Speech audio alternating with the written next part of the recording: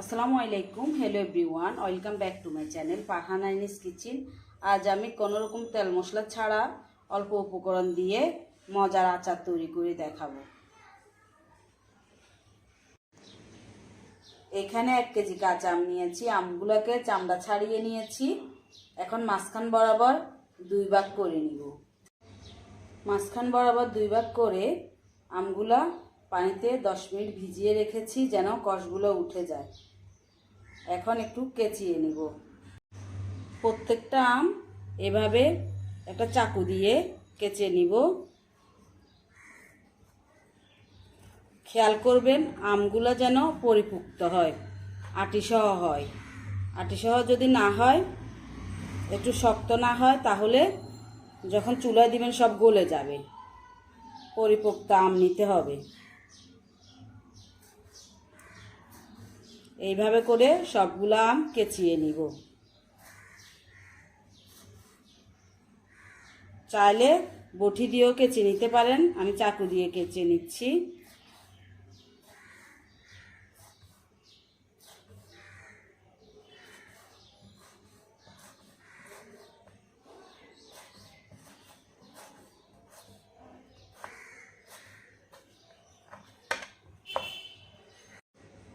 এইভাবে করে সবগুলো আম কেচিয়ে নিয়েছি। দেখেন, এখন 1 কাপ চিনি দিয়ে দিব। আমি যতটুকু আম নিয়েছি ততটুকু আমের জন্য চিনিটা পারফেক্ট। আর আপনারা যদি একটু মিষ্টি বেশি পছন্দ করেন তাহলে আরও 3 টেবিল স্পুন বেশি দিতে পারেন। 1/2 কাপ ভিনেগার দিয়ে দিব।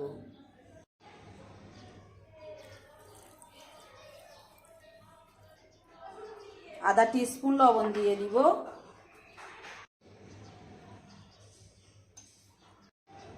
এখন চিনি, ভিনেগার, লবণ একসাথে মিক্স করে ঠিক 20 মিনিটের মতো রেখে দিব, যেন সবগুলো চিনি আমের গায়ে লেগে যায়, মিক্স হয়ে যায়। ভালোভাবে মিক্স করে রেখে দিব। একটা ফ্রাই প্যান বসিয়ে ফ্রাই প্যানে 5টা শুকনো মরিচ দিয়ে দিচ্ছি। 1 টেবিল স্পুন পাঁচফোড়ন দিয়ে দিচ্ছি। আধা টিস্পুন মিষ্টি জিরা দিয়ে দিচ্ছি। দিয়ে চুলাটা ধরিয়ে 3 থেকে 4 মিনিট ভেজে নিব। ভেজে মশমশা করে ব্লান্ডারের জারে ব্লান্ড করে নিব, মানে আধা ভাঙা করে নিব। চাইলে পাটাতেও আধা ভাঙা করে নিতে পারেন। এইভাবে মশলাগুলো একটু ভেজে নিলে, ভেজে আধা ভাঙা করে আচারে দিলে আচার কিন্তু অনেক টেস্ট হয়। 20 মিনিট পর ফিরে আসলাম। আমগুলো আবারও চিনি আর ভিনেগারের সাথে মিক্স করে নিব। এর ফাঁকে আমি মশলাগুলো রেডি করে ফেলেছি। এখন চুলার পাশে চলে যাব। ভালোভাবে একটু মিক্স করে নিচ্ছি।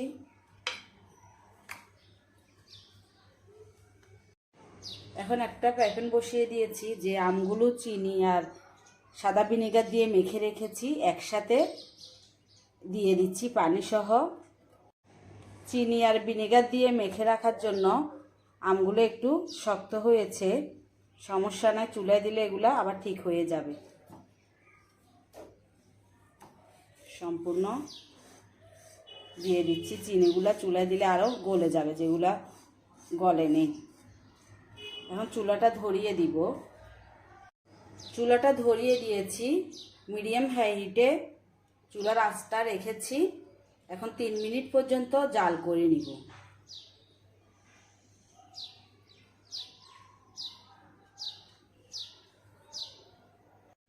এর ভিতরে আধা টিস্পুন মরিচের গুঁড়া দিয়ে দিব, আধা টিস্পুন হলুদের গুঁড়া দিয়ে দিব। একসাথে মিক্স করে নিব। এই হলুদের গুঁড়া মরিচের গুঁড়া দিয়েছি কালারটা সুন্দর আসার জন্য। এর চেয়ে বেশি দিলে কালারটা কিন্তু সুন্দর লাগবে না, নষ্ট হয়ে যাবে। আস্তে আস্তে আমের সাথে হলুদ আর মরিচগুলো মিশিয়ে নিব।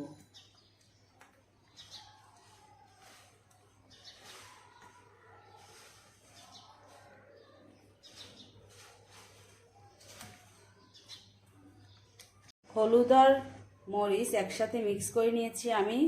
আর একটা ফ্রাই প্যানে ট্রান্সফার করে নিয়েছি। মনে হচ্ছে ফ্রাই প্যানটা আমার ছোট, এই জন্য বড় একটা ফ্রাই প্যানে ট্রান্সফার করে নিয়েছি। এখন 3 মিনিট পর চুলার হিটটা একবারে লোতে দিয়ে দিব, কারণ এখন হিট বেশি দিলে আমগুলো ভেঙে যেতে পারে। আস্তে আস্তে আমগুলো উল্টিয়ে দিব, যেন চিনি শিরা ভিনেগার ভিতরে ঢুকে সফট হয়ে যায়।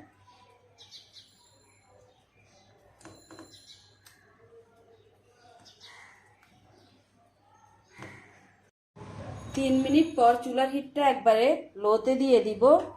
আর আমগুলো একবারে সফট হয়ে গিয়েছে। এখন বেশি নাড়াচাড়া করলে আমগুলো ভেঙে যেতে পারে। এখন আস্তে আস্তে উল্টিয়ে দিব। বেশি নাড়াচাড়া করা যাবে না, তাহলে ভেঙে যাওয়ার সম্ভাবনা থাকবে। আমি 2টা কাঠি দিয়ে উল্টিয়ে দিচ্ছি। আস্তে আস্তে চিনির শিরাগুলো শক্ত হয়ে যাবে আর চিনিগুলো সচ্ছল হয়ে যাবে।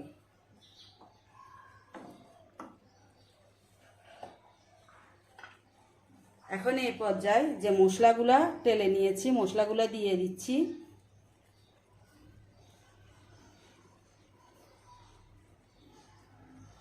দিয়ে আবার একটু মিক্স করে নিব।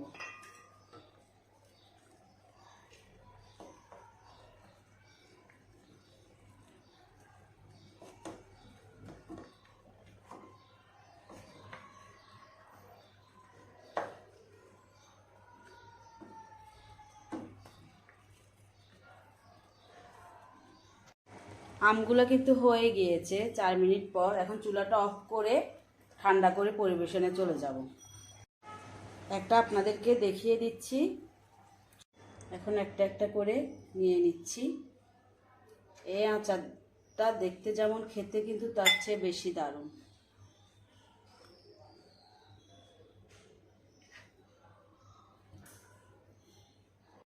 এক পিস আম উঠিয়ে দেখাচ্ছি কতটা জুসি জুসি হয়েছে। আপনারা না দেখলে বিশ্বাসই করতে পারবেন না। দেখেন, দেখতে যেমন হয়েছে খেতে কিন্তু তার চেয়ে লোভনীয় হয়েছে, মজা হয়েছে। আশা করি আমার এই আচারের রেসিপিটা আপনাদের ভালো লেগেছে। ভালো লাগলে একটা লাইক দিতে ভুলবেন না। আপনি যদি আমার ইউটিউব চ্যানেল থেকে ভিডিওটা দেখে থাকেন, চাইলে চ্যানেলটা সাবস্ক্রাইব করে রাখতে পারেন।